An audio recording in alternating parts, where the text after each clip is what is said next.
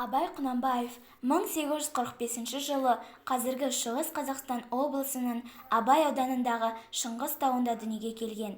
Азан шақырып қойған аты Ибрахим екен. Абай ислам дінінің қағидаларын барынша құрметтейтін діни отбасында өсіп тәрбие алды. Оның әкесі Құнанбай қажы тобықты руының өте ықпалды, орыс тілін жақсы білген биі болды. Орыстың алдыңғы қатарлы зиялы қауым өкілдерімен қарым-қатынас жасап тұрды. Ол шыққан тегі сұлтан әулетінен болмаса да Қарқаралы округында алғашқы аға сұлтандардың бірі болып сайланды. Ғұмырының аяқ кезінде Меккеге қажылыққа барып қайтты. Меккеде Құнанбай қажы салдырған Тәбия қонақ үйі әлі бар. Қажылықтан қайтып оралған Құнанбай бұл дүниелік істерден бір жола қол үзеді. Ақынның бабасы Өскенбай Қазақстанның солтүстік шығыс аймағындағы әділетті де ықпалды қазақ билерінің бірі болатын.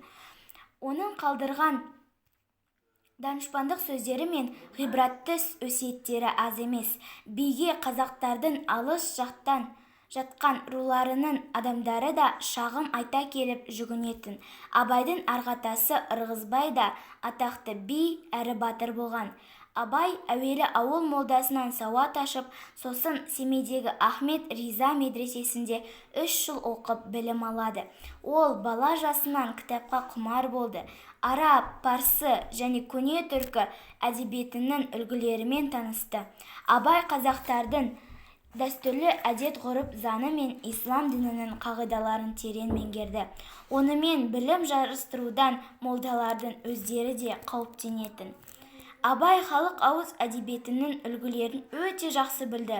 Мектеп қабырғасында оқып жүрген кезде-ақ өзінің алғашқы өлеңдерін жаза бастады.